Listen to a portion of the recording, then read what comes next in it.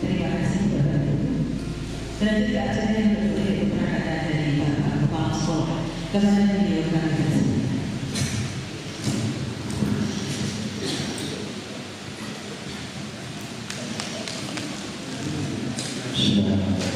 Assalamualaikum warahmatullahi wabarakatuh.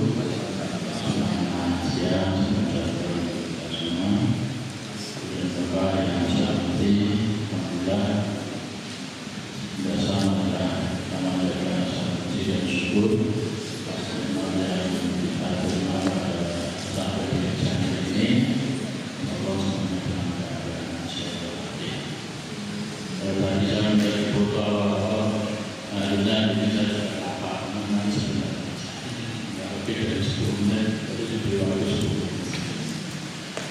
Yang pertama sekali lagi kita bersyukur bisa akan dilaksanakan apa istilahnya diseminasi oleh salah satu ya terbukti atau menyebarluaskan informasi pada khalayak di bidang ilmiah dan menampilkan kemudian yang punya kerja di sini adalah guru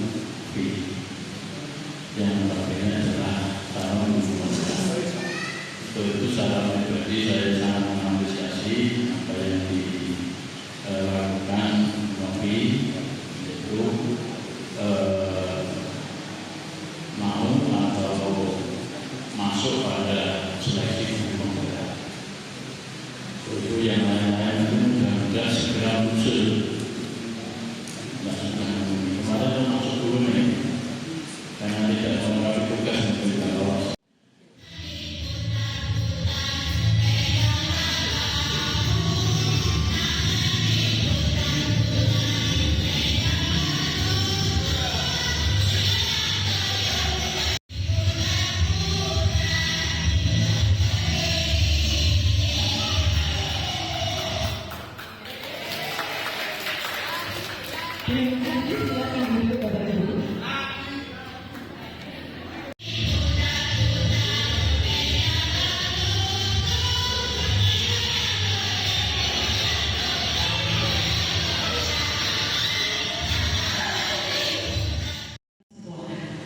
Kalau tata tertib atau peraturan sekolah biasanya disertai dengan yang namanya ancaman, hukuman, dan sanksi.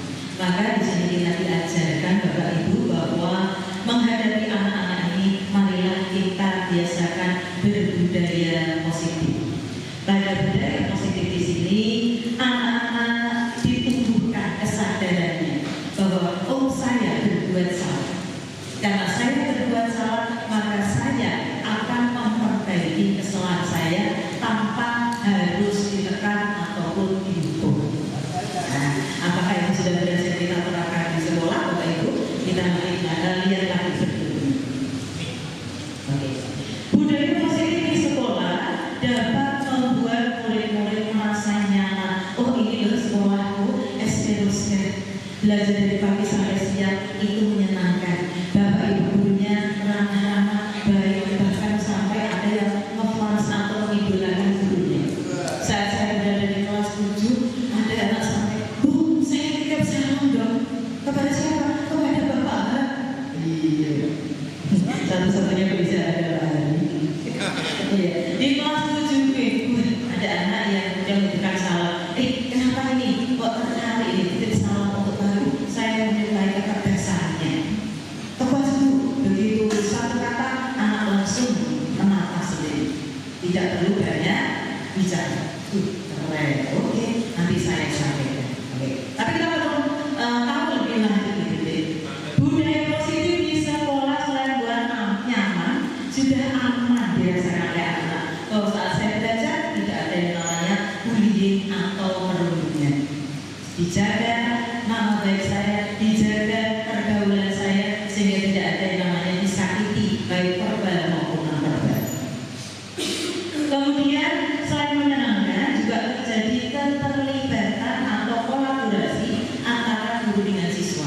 Guru siswa bekerja sama, menampilkan membentuk apa yang namanya keyakinan kelas atau disebut juga dengan kesepakatan kelas.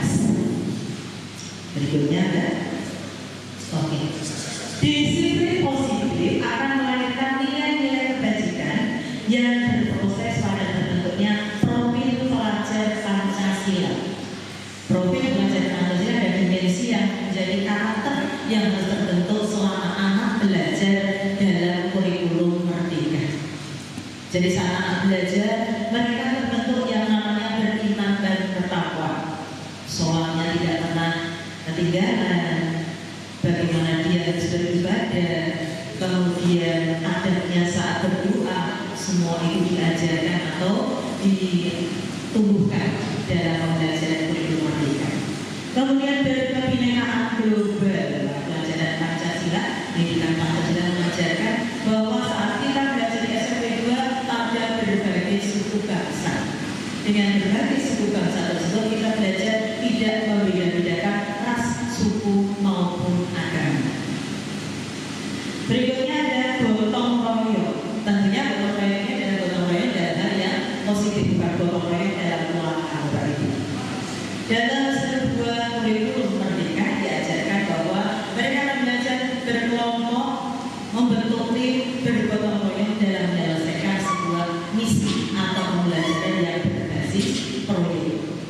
Artinya menekankan melatih anak bagi merasa nanti anak itu dewasa, dia dapat bekerja sama dengan orang lain, bahwa suatu kepentingan tidak diselesaikan sendiri, tetapi dengan tim, sehingga anak-anak tersebut melatih kekompakan, kerukunan, dan juga kerjasama yang aktif dalam sebuah tim. Berikutnya ada mandiri. Yang bagaimana itu mandiri?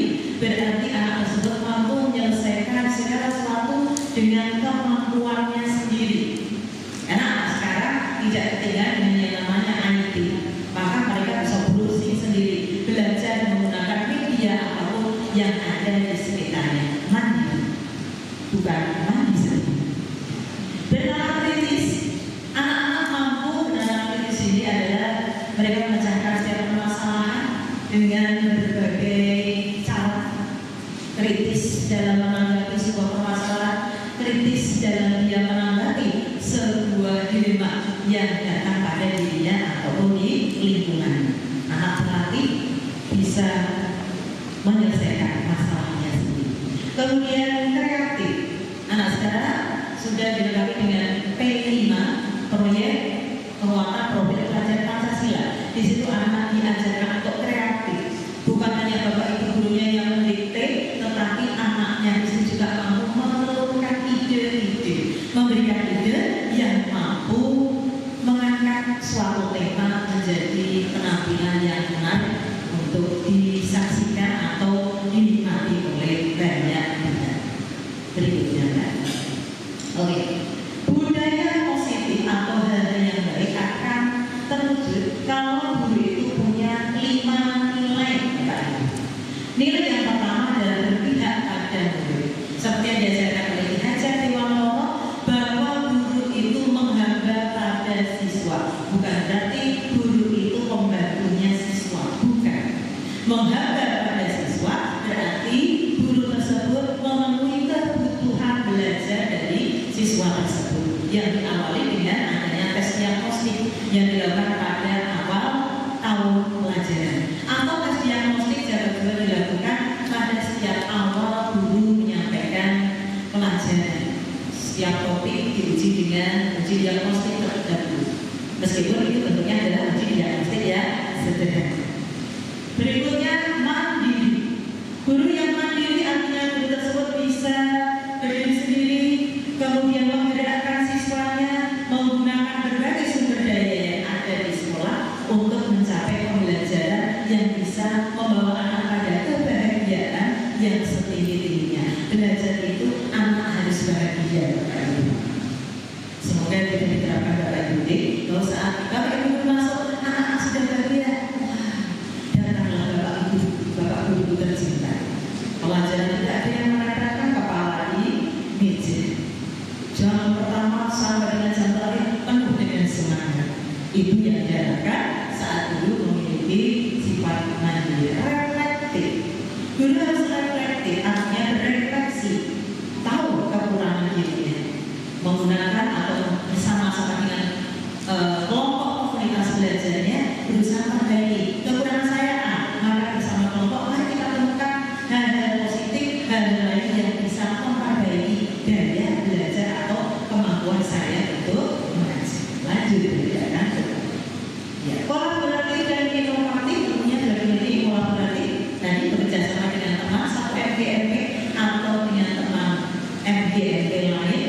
pelajaran untuk menciptakan suasana menyenangkan belajar informasi.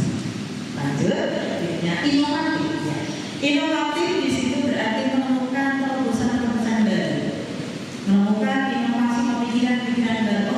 Biasanya murid saya hanya belajar dengan cara diskusi. Oh, besok saya ubah lagi, saya mengajar dengan problem basic learning. Saya mengajar lagi dengan yang namanya science problem, ada proyek basic learning dengan IQ dan sebagainya. Janganlah itu hanya sebagai sebuah teori, tapi mau kita coba terangkan kepada anak-anak kita. Dalam juga, bagaimana cara membangun budaya positif di sekolah? Yang pertama adalah dengan komunikasi terbuka. Oke, di awal pembelajaran kita tanya ke anak, halo anak-anak, apa kabar? Apakah semua baik? Apa yang kamu inginkan pagi ini? Mungkin bisa ditanyakan. Diskusi bu, bermain bu. Oke, itu bisa kita sisihkan di antara di sela-sela kita mengajar. Ada yang termasuk salah satu budaya positif. Kemudian mengunjungi teman yang sakit, alhamdulillah masih dilakukan anak-anak kita tadi bersama wali kelas. Bu, si A sakit, monggo akan kita tengok bersama-sama. Itu masih dari budaya anak-anak, alhamdulillah. Kemudian yang ketiga ada tanggung jawab. Mengajarkan anak untuk bertanggung jawab. Kalau dia melakukan salah, jujur berani mengakui. Itu termasuk budaya positif atau budaya yang oke, Bapak Ibu. Saya minta bantuan dari Bapak Ibu. Mbak Isti mau ke depan untuk membagikan kertas warna. Bapak Ibu tolong tuliskan di kertas warna tiap meja, mungkin bisa 2 orang Mbak Isti yang dibagi kertasnya satu dulu ya. Iya, kita semuanya acak aja enggak apa-apa. Bapak Ibu tolong menuliskan satu yang namanya budaya positif, satu aja budaya positif. Dan kira-kira tujuannya untuk apa sih melakukan budaya positif itu? Kalau sudah Bapak Ibu tulis, tolong nanti ditempel di sana Bapak Ibu, disediakan 1, 2, 3, dan 4 kertas warna. Monggo, tolong tuliskan satu saja budaya positif, alasannya, dan ditempel di sana. Monggo, saya berikan waktu, silakan Bapak Ibu berbagi kertas. Yang sudah sini belum, Mbak Desi? Tolong dituliskan dulu budaya positif apa sih yang pernah Bapak Ibu temukan di SMP Negeri 2 Surakarta. Monggo, jangan ditulis. Yang sebelah selatan bisa ditempel di taman dinding selatan. Monggo, kami dulu silakan. Nanti kita akan ini ya berbincang-bincang dengan Bapak Ibu. Saya menulis. Jadi kira-kira apa sih alasannya?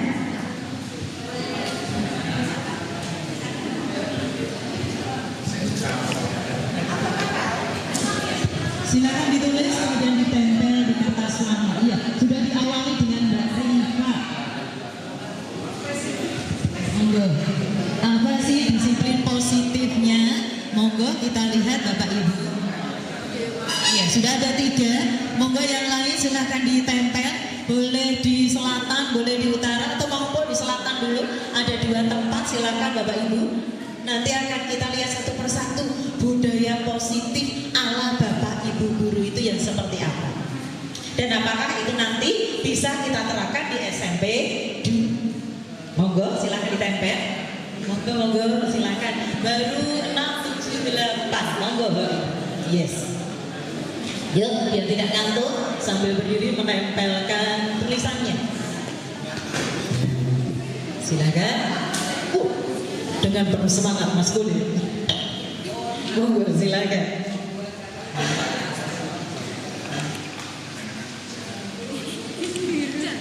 Iya, monggo, silakan ditulis satu aja. Apa sih budaya positif menurut Bapak dan Ibu guru? Saya ingin tahu ini, siapa tahu ada yang bisa jadi ide di SMP Negeri 2 Surakarta. Oke, silakan. Di sini sudah ada beberapa itu, kita akan baca nanti ya. Mungkin nanti Bapak Ibu guru bisa memberikan tanggapan nih. Oke, atas jawaban temannya bisa memberikan kritikan, tanggapan, komentar, silakan. Oke.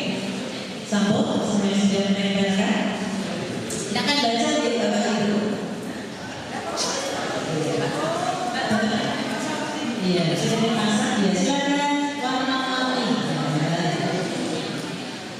Oke, luar biasa Bapak kita. Oh, seperti yang sama videonya.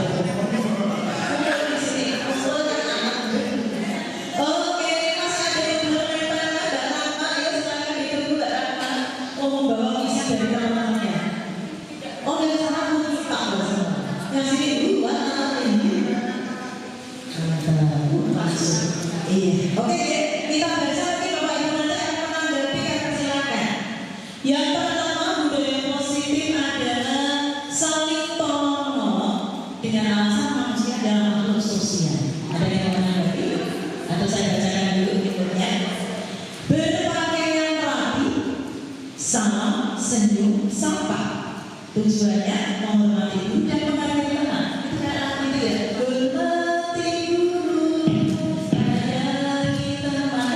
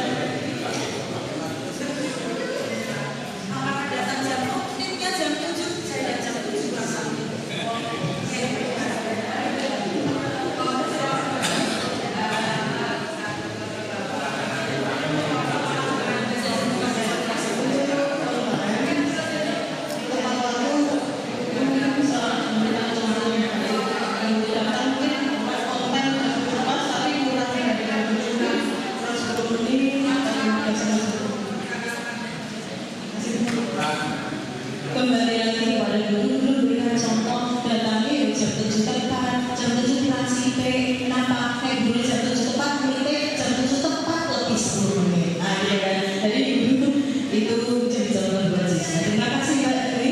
Lanjut berikutnya ada tulisan dokter ini. Setiap pembelajaran diakhiri kata-kata ibu, biasanya kata-kata ibu ya. Oke, Bu Helmi, silakan. Kata-kata hari ini Bu Helmi, karena saya kelas 9 ini kelas 9. Bu, kata-kata hari ini. Maksudnya biar anak-anak itu setiap kali pertemuan itu ada kata-kata yang diingat untuk merubah dirinya, berusaha untuk merubahnya. Contohnya Bapak Yusuf.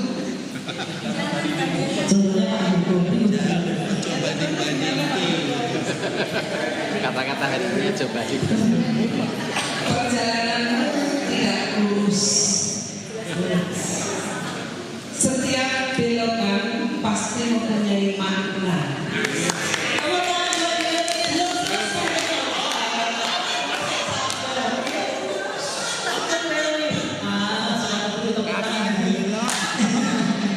Perjalananmu tidak lurus tidak mungkin lurus.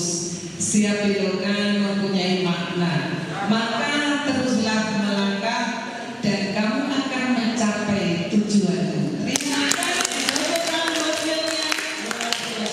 Namanya saya terima kasih biasa ibu yang tenang dan terbuka ternyata ibu yang oke Bapak Ibu, pengumuman waktu langsung kita tambahkan ya, bacanya cepet banget ya. Lanjut Mbak, yuk. Budaya positif. Oke, ini ya. Tadi yang saya simak dari tulisan Bapak Ibu guru, di situ ada di antaranya termasuk di situ ya, ada kejujuran, religius. Dia waktu yang sudah mereka pakai untuk jajan kan kamu jajannya harusnya waktu istirahat, tetapi kamu gunakan itu di jam bahasa Inggris, sehingga waktu untuk istirahat saya kurangi untuk belajar bahasa Inggris, mungkin dengan diberi tugas atau mungkin tadi mencatat materi atau apa yang sudah diberikan tadi yang terlewatkan oleh si anak. Begitu kalau yang bisa saya sampaikan. Oke, terima kasih Pak Mening. Jadi berdua Mening adalah memberikan konsekuensi ya Pak ya. Dan apa yang mereka lakukan dengan bertanggung jawab yaitu dengan diberikan konsekuensi. Ada lagi Bapak Ibu yang memberikan tanggapan Pak Agus. Tolong Mbak Isti berlari ke sana. Ada Akop yang akan menjawab. Monggo. Silakan Akop. Bu Dewi tampaknya antusias. Ya, silakan Akop. Dari mana sudah kasus tadi? Sama-sama. Iya. Baik, menanggapi dari kasus tadi bahwa warga sekolah yang ada di lingkungan itu selain daripada siswa tenaga pendidik juga adalah petugas kantin. Sehingga secara tidak langsung petugas kantin ini juga punya kewajiban untuk menjaga ketertiban dan mematuhi tata tertib yang ada di sekolah yang sudah ditentukan khususnya untuk dari pihak kantin. Nah, bagaimana supaya ini kantin juga punya kontribusi yang baik? Yang pertama, kegiatan kantin jual beli itu hanya dilaksanakan pada saat jam istirahat. Jadi di luar jam istirahat mestinya apapun ada siswa yang ingin jajan, ada yang ingin beli, itu mestinya tidak dilayani untuk yang makan dulu ya. Kemudian bisa dikhususkan untuk yang olahraga, itu bisa dimaklumi. Mereka harus olahraga, jajan di luar jam istirahat masih bisa. Tapi untuk kegiatan yang lain, jajan di luar itu kalau bisa memang adalah di saat-saat jam istirahat saja, tidak dilayani pada kondisi jam pelajaran. Memang semua itu ada konsekuensinya. Dari penjual kantin, pemilik kantin berharap uang yang masuk. Tetapi itu tadi mereka juga ada tanggung jawab sedikit untuk membantu ketertiban di sekolah, khususnya untuk kegiatan makan dan minum siswa. Baik, terima kasih. Masih ada beberapa masukan Pak Adianto, mulai dari tentang memberikan konsekuensi, yang kedua melibatkan pihak kantin yang ikut andil dalam melarang anak-anaknya sudah tidak bisa istirahat. Ayo berarti ke kelas dan untuk kerjasama dari semua pihak. Gitu deh. Terima kasih. Bu Rehan nanti akan berikan pertanyaan. Mohon terakhir ya Bapak Ibu, karena saya sudah melebihi dari target. Ya Bu. Ya, kamu satu lagi Bu sebelum kita berefleksi. Assalamualaikum warahmatullahi wabarakatuh. Waalaikumsalam. Ya, saya akan menanyakan ini terkait dengan tadi 5 kebutuhan dasar manusia. Iya. Itu salah satu tadi disebutkan bahwa untuk mendapat kasih sayang dan bisa diterima. Betul sekali. Itu tadi dicontohkan misalnya ada anak yang jegal temenin dalam rangka untuk ya cari perhatian atau apa. Betul. Itu saya mengalami Iya. pada saat ngajar di kelas itu ada anak saya minta ke depan, kemudian anaknya itu dijegal sama temennya. Iya. Nah, itu kan saya refleks saya ya agak emosi, Iya, agak tinggi, agak emosi. Nah, padahal mungkin kalau dikaitkan dengan teorinya tadi, Betul. mungkin kan anak itu untuk bisa diterima, Iya. tapi dengan cara seperti Yang itu. kurang baik. Iya, dengan cara seperti itu. Apakah itu tindakan yang bisa kita terima? Kalau dibenarkan saya rasa tidak bisa didengarkan. Tapi apakah hal seperti itu bisa kita terima atau mungkin saya minta contoh kira-kira bagaimana cara kita biar, karena pada saat itu saya memang terus terang agak emosi karena melihat di depan mata saya ada gurunya teman saya kok dijegal. Iya, betul sekali Bu Teh. Itu mungkin pertanyaan saya itu kira-kira apa ya yang Bisa dilakukan. iya bisa dilakukan terkait kejadian seperti itu, dikaitkan dengan tadi yang teori yang dengan Iya, betul sekali. Terima kasih Bu Novi. Terima kasih Bu Titi. Kami akan menjawab ya untuk pertanyaan terakhir, yaitu kita menggunakan pola segitiga restitusi tadi. Berarti yang pertama kita akan memanggil anaknya terlebih dahulu, kemudian kita memvalidasi tadinya. Jadi kita tanyakan, kamu tadi pas maju apa yang kamu lakukan? Ada teman maju loh. Oh, tak juga Bu. Nah, dia akan mengaku. Kemudian dari situ setelah kita langkah yang pertama menstabilkan identitas, loh seperti itu baik nggak nak? Ya, jadi kita arahkan anak seperti itu baik nggak sih menurut keyakinan kita? Kalau ada orang lain dijegal, dijegal itu nanti efeknya gimana sih nak gitu kan? Kita ajak berbicara, oh jatuh Bu, jatuh bisa luka, dan ini dia akan mengakui sendiri.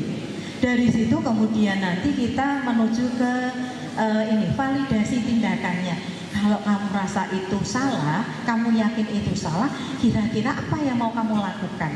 Jadi kita menggali kemauan anak itu untuk minta maaf gitu. Jadi dia sadar enggak sih kalau itu salah?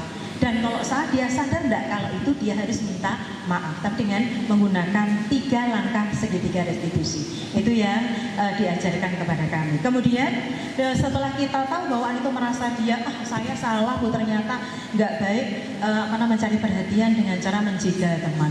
Kalau jatuh kan nanti efeknya lebih parah lagi, saya juga yang kena. Setelah anak sadar, maka kita menanyakan keyakinan. Berarti itu tidak sesuai dengan keyakinan kamu.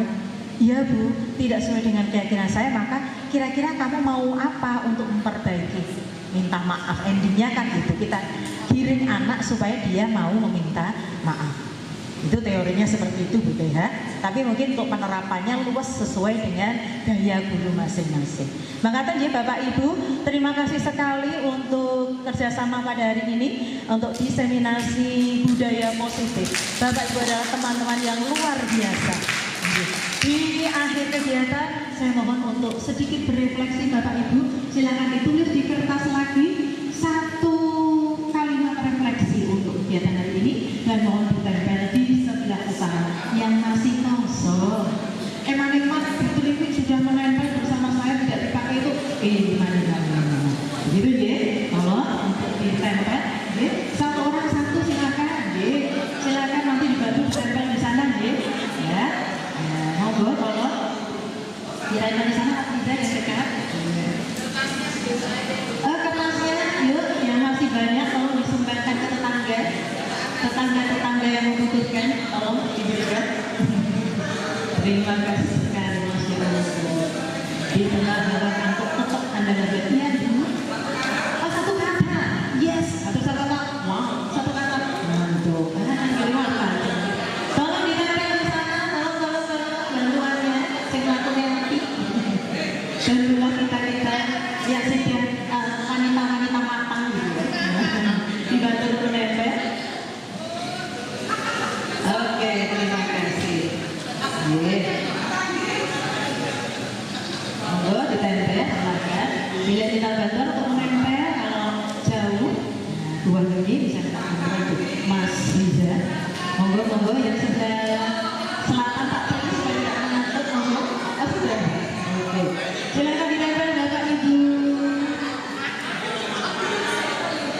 Dan marilah kita akhiri kegiatan diseminasi dan praktek balik budaya positif di SMP Negeri 2 Surakarta ini dengan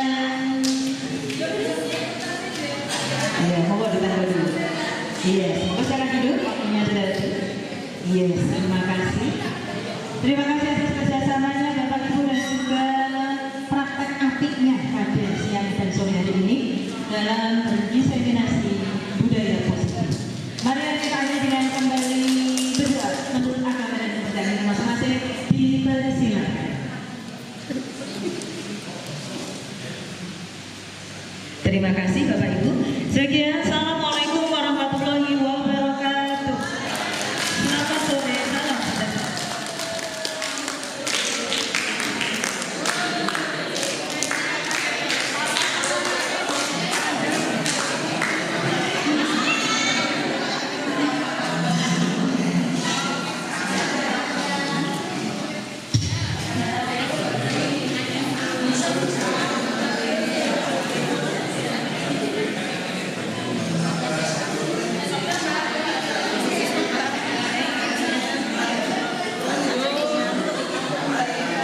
Maafkan kamu berganggu. Yang kedua,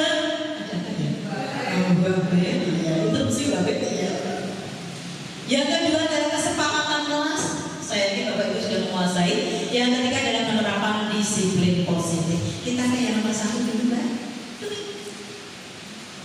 Iya. Guru memiliki 5 posisi sebagai kontrol, Bapak Ibu. Yang pertama, berperan sebagai penghukum. Wah, ini nanti Bapak Ibu termasuk kriteria yang mana kan gitu ya. Yang pertama sebagai penghukum. Kalau dalam mengajar saat murid melakukan kesalahan, Bapak Ibu guru cenderung menggunakan kata-kata ini. Batu biarkan saya. Mau puas kamu ya. Kemudian kami salah. Nah, itu ya terus selalu salah. Nah, itu berarti Anda termasuk yang menghukum. Kira-kira baik dari atau siapa yang termasuk ke situ? Kita cek yang kontrol kedua. Si pembuat rasa bersalah. Untuk si pembuat bersalah, tipe guru ini akan menggunakan kata-kata yang membuat si anak merasa bersalah, traumatik. Contohnya gini, sudah berapa kali Bapak harus beritahu kamu? Iya Pak, saya salah lagi. Itu berarti Anda sudah menimbulkan rasa bersalah, merasa terdolimi. Kemudian gimana coba? Orang tuamu, tamu kamu itu bolos terus. Itu juga kata-kata dari seorang pembuat rasa bersalah. Ada juga kata-kata iya, apa benar kasihan sama apa itu? Gitu ya. Jadi itu adalah guru yang termasuk tipe pembuat rasa bersalah. Kok ibu muridnya itu merasa dosa? Tipe yang ketiga, mau nggak? Tipe yang ketiga sebagai teman. Nah, ini ya. Sebagai teman berarti guru itu menjalin posisi hubungan baik dengan siswa seolah-olah temannya. Wah, saya bisa tak bantu, tak ajari, mungkin. Ternyata tidak selamanya sikap sebagai teman itu memberikan hal yang positif. Suatu saat murid pernah kan kecewa dengan kita. Aku kecewa, Pak Guru tak coba lagi. Tidak berikan solusi, memberikan isolasi. Ya. Nah, jadi saat guru itu tidak bisa membantu si siswa tadi, maka si guru kecewa.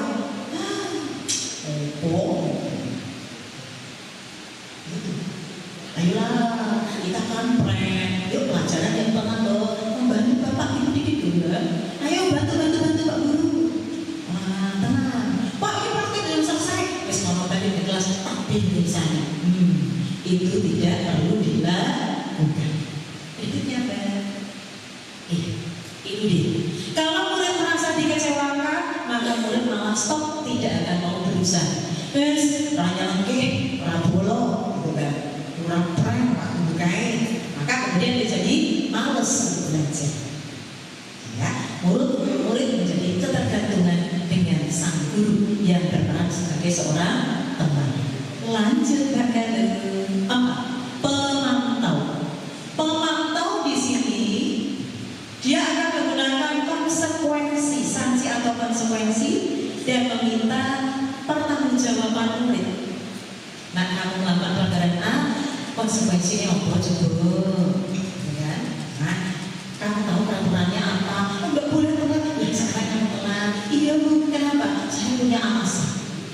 Anak pasti akan menyampaikan alasannya. Tahu? Jadi anak itu kita supaya tidak takut tetapi hormat pada kita, sayang kepada guru. Kemudian kamu tahu kan apa yang kamu lakukan? Iya Pak, saya tahu konsekuensinya apa? Dia akan menyampaikan sendiri konsekuensi yang sudah disepakati oleh kelasnya. Oh, kalau saya terlambat berarti nanti saya harus menulis surat keterlambatan dan minta maaf Pak. Itu kalau posisi Anda sebagai seorang pemantau. Yang kelima terakhir, ya, posisi terakhir adalah sebagai manajer. Manajer itu guru melakukan sesuatu bersama dengan siswa, bukan guru yang menjadi pemeran atau tokoh utama. Sebagai seorang manajer, mereka berkolaborasi untuk melakukan restitusi atau memperbaiki kesalahan yang mereka buat. Nah ini kalau restitusi akarnya adalah berbeda. Mbak Uning, ya Mbak Uning? Yes, iya. Ini dia restitusi. Seorang manajer akan berkata pada anak buahnya atau muridnya, apa yang kita yakini? Ingat dong keyakinan kelas kita, keyakinan sekolah kita. Oh, berarti kalau datang terlambat itu salah Bu. Kita kembalikan pada Bu.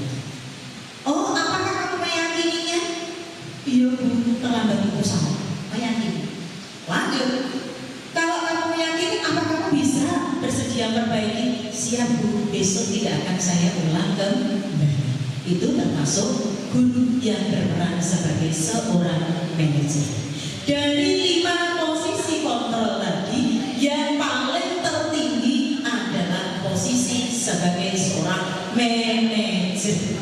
Kalau Bapak Ibu berperan sebagai manajer, berarti Anda sudah bisa melakukan posisi kontrol tertinggi sebagai seorang mahaguru. Gitu deh, Ibu. Lanjut ke iya. Bu, kenapa sih anak-anak itu nakal? Ternyata anak itu melakukan kenakalan, keisengan bukan karena tidak ada apa-apanya, tapi mereka punya alasan, yaitu untuk memenuhi kebutuhan dasar manusia. Kebutuhan dasar manusia itu ada 5. Lanjut Mbak. Yes.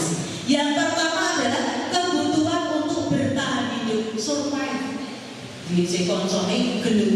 Apa gelut? Karena saya butuh bertahan hidup. Iya kan? Ada alasannya. Yang kedua, kasih sayang dan rasa diterima.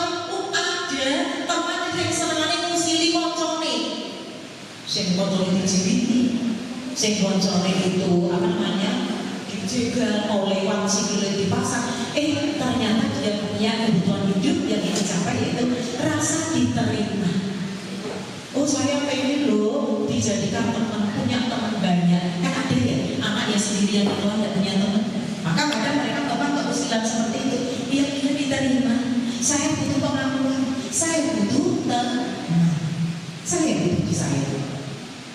Berikutnya ada kebebasan atau freedom. Wah, orang kita colok. Melarikan diri dari sampai 2, naik ke atas kalau dia loncat ke rumah sakit sebelah. Apa yang dia inginkan? Kebutuhan kebebasan. Kosong kok saya dibungkuk di sekolah, saya mau bebas. Terus terbanglah dia lewat rumah sakit. Dia perlu dasar. Kesenangan atau puan, kadang jadi temennya, ya mereka godai temennya sampai bengok nangis. Ada yang namanya rasa senangis, kacau usul nangis. Ada seperti itu. Karena di rumah mungkin dia tidak mendapatkan kesenangan. Anak tunggal tidak punya saudara, maka istrinya di sekolah. Dan terakhir adalah penguasaan power. Ada anak yang mungkin mengendalikan temannya di belakang. Warna ketapi. Dia bisa menentukan power. Dia harus akan kekuasaan. Dalam satu kelompok diskusi mungkin ada satu anak yang mengatur sikap bangetnya. Kenapa? Dia ingin menjadi pemimpin. Dia ingin memperoleh kekuasaan. Jadi Bapak Ibu, setiap anak melakukan kesalahan, melakukan kehilapan, tanya dulu alasannya. Pasti salah satu dari 5 kebutuhan dasar manusia ini berusaha dia peroleh saat berada di lingkungan gelap.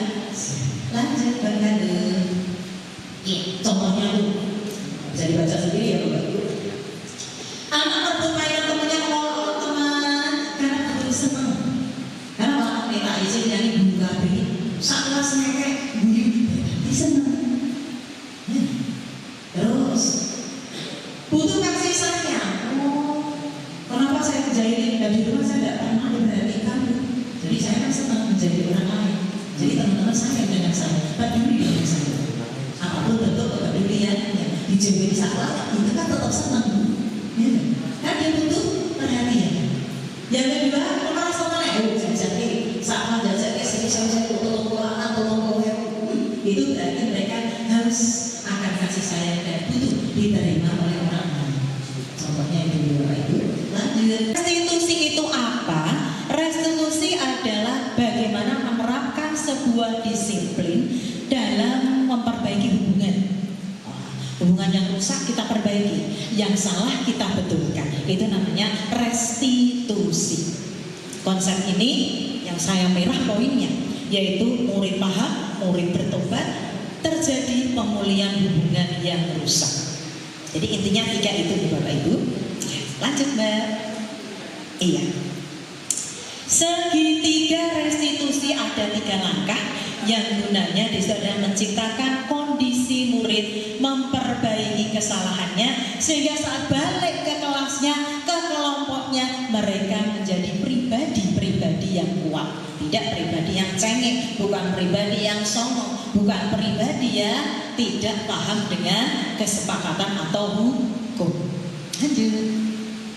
Ini ada 3 Bapak Ibu. Langkah-langkah segitiga restitusi yang pertama adalah menstabilkan identitas dulu. Misalnya muridnya telat sudah kebrobos menghadap Anda, suruh duduk dulu nak. Masya Allah, apa yang kamu lakukan hari ini nak? Terlambat Bu. Oh, ya Allah, terlambat di video ya. Biar tidak mendengarkan suara saya terus sama. Kita lihat ke video segitiga restitusi.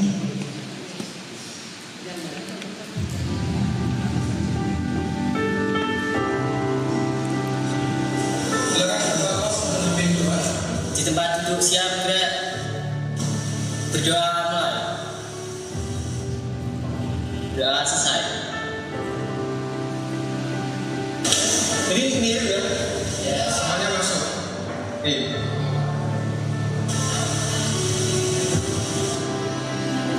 Dan itu 2 orang siapa? Rona sama Kiki Pak.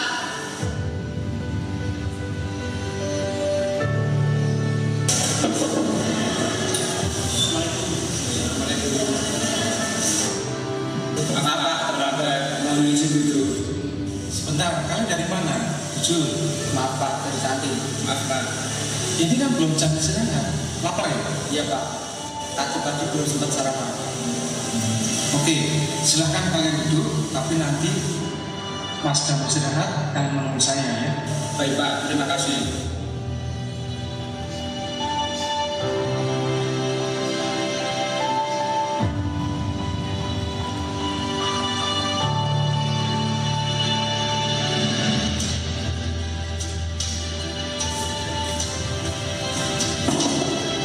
Ya, masuk.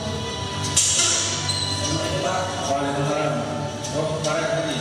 Masuk. Duduk. Terima kasih.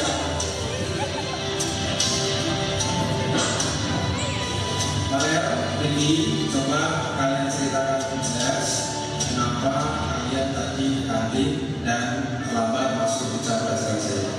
Tadi jam 0 Pak, karena saya lapar, belum sarapan, jadi saya mengajak Kiki pergi ke kantin. Benar deh. Pak, tapi kasus dengan kerjakan kok. Benar Pak, tapi Baiklah, Bapak di sini bukan ingin menyalahkan kalian. Bapak ingin kita mencari penyelesaian masalah ini secara bersama-sama dengan baik. Bapak paham kalian ke kantin karena lapar dan belum sarapan. Kalian sudah tidak akan berani ke kantin jika tugas kalian belum kalian kerjakan. Tapi Bapak sudah yakin kalian tahu bahwa waktunya tidak tepat. Benar ya? Sekarang mari kita bicara tentang keyakinan kelas dan keyakinan sekolah kita. Apa yang kita percaya, yang mana yang belum kamu tunjukkan. kedisiplinan waktu Pak. Jadi mengatasi diri dan keamanan. Baik, Bapak senang mendengarnya. Mari kita selalu memindahkan keyakinan kelas kita. Tunjukkan bahwa kalian bisa melakukan itu. Jajan kantin di waktu istirahat dan kembali ke kelas segera setelah bel istirahat berbunyi.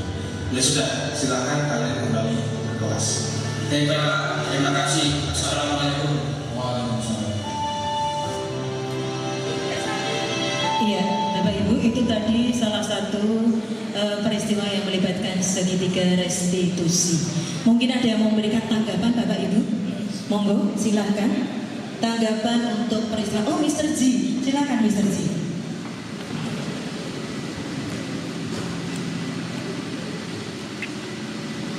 Terima kasih. Assalamualaikum warahmatullahi wabarakatuh. Tadi kalau nggak salah tangkap ya, jadi kan itu siswa yang ditampilkan siswa tingkat SMA. Artinya memiliki kedewasaan lebih daripada sekolah kita yang tingkat SMP. Yang pertama. Yang kedua, itu tadi saya tangkap juga bahwa keterlambatan mereka disebabkan karena makan di kantin. Iya, waktu istirahat dan jam pertama mereka makan di kantin. Nah ini kita coba sinkronkan di sekolah kita yang benar-benar saya juga prihatin ini. Ini kan menjadi kebiasaan yang terpaksa kita memaklumi, Di antaranya di jam setelah istirahat. Kalau di pertama mungkin tidak terjadi atau mungkin jarang sekali terjadi. Ada tapi jarang, lebih sedikit. Tetapi keterlambatan yang mereka menjadi kebiasaan setelah istirahat itu menjadi problem bagi kita. Saya merasa kesulitan menjadikan mereka harus on time masuk di waktu jam setelah istirahat dan juga setelah olahraga. Saya terpaksa harus memaklumi di antaranya ketika mereka masih membawa makanan setelah istirahat. Saya terpaksa memberikan waktu lebih bagi mereka untuk menghabiskan di luar. Kalau terpaksa mereka tidak mau menghabiskan, harus ditaruh di belakang. Nah ini artinya kalau kita lihat budaya kebiasaan baik itu jadi dilema. Saya terpaksa memberikan toleransi seperti itu. Sementara kita mau memaksa untuk disiplin juga, satu sisi mesake, satu sisi bagaimana dan lain sebagainya. Ini menjadikan hal-hal yang menjadi masalah bagi kita bersama untuk kita bicarakan dari solusi secara bersama. Terima kasih. Sebenarnya masih ada, tapi karena poinnya yang tadi dicontohkan itu minta tolong menjadi hal yang kita pikirkan. Terima kasih. Assalamualaikum warahmatullahi wabarakatuh. Waalaikumsalam. Terima kasih Mr. Ji. Mungkin Bapak Ibu guru ada yang menanggapi. Oke, Bu Titi Haryanti. Saya tanya. Oh, mau bertanya? Tolong Mbak. Bertanya sekalian. Bertanya sekalian. Silakan Mbak. Atau mau ditanggapi dulu dari Kita minta tanggapan dulu mungkin dari Bapak Ibu guru yang lain. Setelah jam istirahat ternyata masih ada siswa yang terlambat masuk ke kelas di sekolah kita, masih membawa makanan atau masih bawa es di depan kelas, masih minum lucu-lucu itu ya. Kira-kira ada yang memberikan masukan Bapak Ibu? Tanggapan dari Ibu Guru BK mungkin? Iya, silakan Mbak Wening, tolong Mbak Isti. Iya, sebelum nanti Bu Titi. Iya, silakan dari Guru BK mungkin ya bisa berikan salah satu masukan. Silakan Mbak Wening. Ya, terima kasih Bu Novi dan Mr. Ji. Untuk tadi yang diutarakan Mr. Ji adalah masalahnya ada pada waktu ya. Waktu untuk anak istirahat mungkin bagian anak kurang sehingga menyita sedikit waktu di mata pelajaran setelahnya untuk makan atau menyelesaikan kegiatan yang belum selesai. Kalau dari saya melihatnya mungkin kita berfokus kepada perilaku siswanya, jadi yang diselesaikan atau yang dipecahkan adalah perilakunya, di mana mereka kan membutuhkan waktu sehingga ketika kita akan memberikan teguran atau mungkin bahasa lainnya yang lebih awam mungkin sanksi gitu. Itu juga sesuai dengan apa yang mereka sudah ambil. Jadi mereka kan mengambil waktu yang seharusnya untuk belajar bahasa Inggris tapi untuk jajan.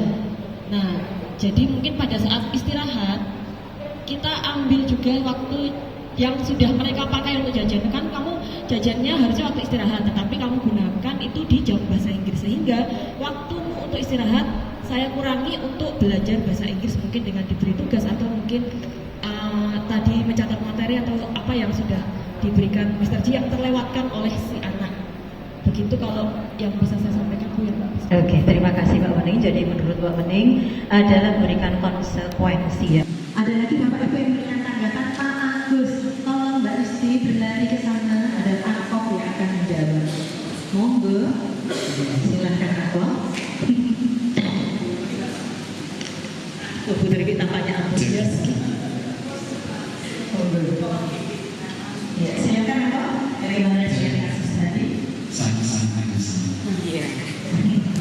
Baik, menanggapi dari kasus tadi bahwa warga sekolah yang ada di lingkungan itu selain daripada siswa tenaga pendidik juga adalah petugas kantin, sehingga secara tidak langsung petugas kantin ini juga punya kewajiban untuk menjaga ketertiban dan mematuhi tertib yang ada di sekolah yang sudah ditentukan khususnya untuk dari pihak kantin. Nah, bagaimana supaya kantin juga punya kontribusi yang baik? Yang pertama, kegiatan kantin jual beli itu hanya dilaksanakan pada saat jam istirahat. Jadi di luar jam istirahat mestinya ampun ada siswa yang ingin jajan, ada yang ingin beli, itu mestinya tidak dilayani untuk yang makan minum ya. Kemudian bisa dikhususkan untuk yang olahraga, itu bisa dimaklumi. Mereka harus olahraga, jajan di luar jam istirahat masih bisa. Tapi untuk kegiatan yang lain, jajan di luar itu kalau bisa memang adalah di saat-saat jam istirahat saja, tidak dilayani pada kondisi jam pelajaran. Memang semua itu ada konsekuensinya. Dari penjual kantin, pemilik kantin berharap uang yang masuk. Tetapi itu tadi mereka juga ada tanggung jawab sedikit untuk membantu ketertiban di sekolah, khususnya untuk kegiatan makan dan minum siswa. Terima kasih.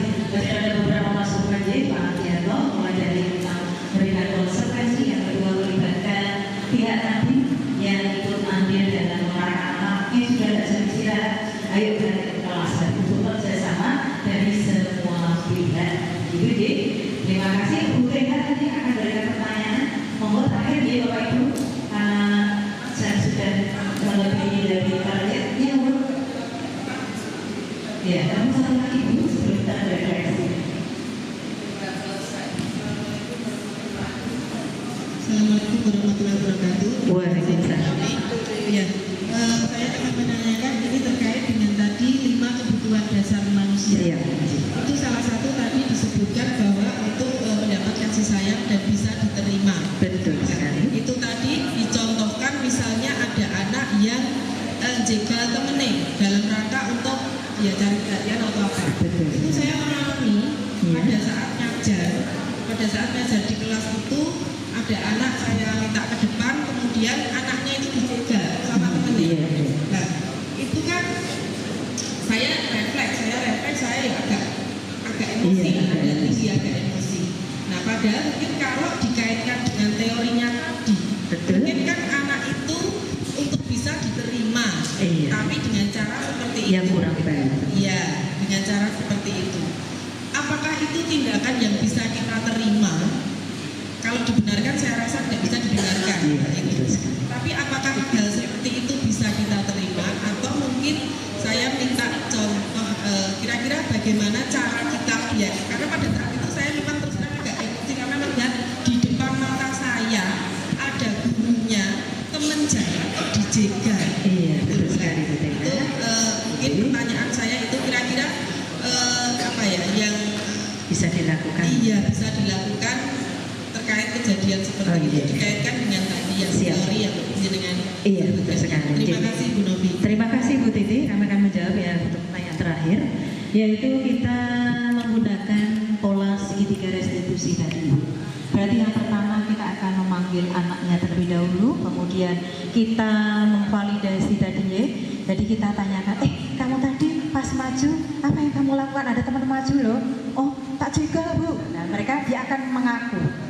Kemudian dari situ setelah kita langkah yang pertama menstabilkan identitas, loh seperti itu baik nggak nak? Ya. Jadi kita arahkan anak seperti itu baik nggak sih menurut keyakinan kita? Kalau ada orang lain dijegal, dijegal itu nanti efeknya gimana sih nak gitu kan? Kita ajak berbicara, jatuh Bu, jatuh bisa luka dan ini dia akan mengakui sendiri.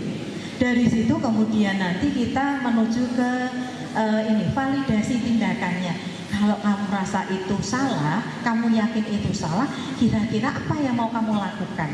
Jadi kita menggali kemauan anak itu untuk minta maaf gitu.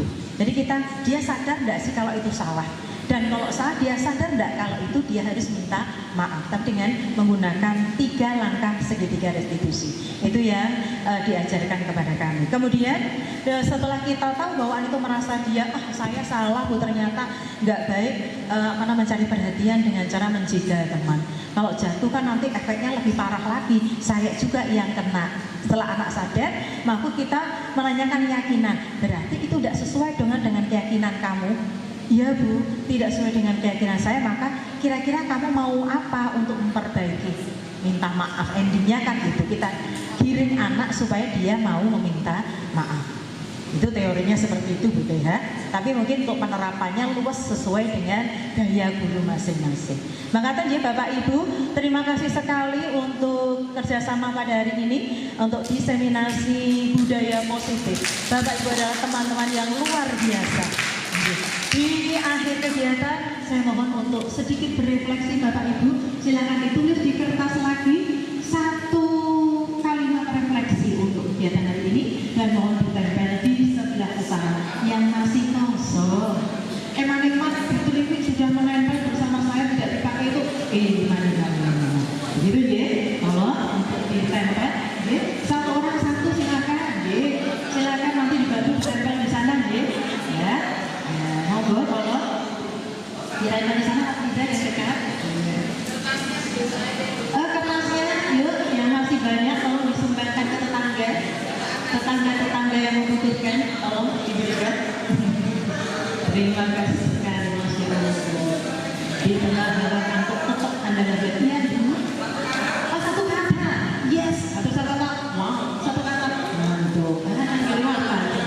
Tolong ditempel di sana, tolong bantuannya, saya melakukan nanti. Dan rumah kita yang setiap wanita-wanita matang gitu, dibantu menempel. Oke, terima kasih. Monggo ditempel, silakan. Bila kita bantu untuk menempel, kalau jauh, 2 lagi bisa kita bantu. Mas Riza, monggo yang sebelah selatan tak perlu supaya tidak mengantuk, monggo. Sudah. Oke, silakan ditempel Bapak Ibu. Dan marilah kita akhiri kegiatan diseminasi dan praktek dari budaya positif di SMP Negeri 2 Surakarta ini dengan monggo ditambah dulu. Yes, monggo silakan duduk, waktunya sudah ada. Yes, terima kasih. Terima kasih atas kerjasamanya Bapak Ibu dan juga praktek apiknya pada siang dan sore hari ini dalam diseminasi budaya positif. Mari kita akhiri dengan kembali berdoa menurut agama dan kepercayaan masing-masing. Dipersilakan. Terima kasih Bapak Ibu. Sekian, assalamualaikum warahmatullahi wabarakatuh.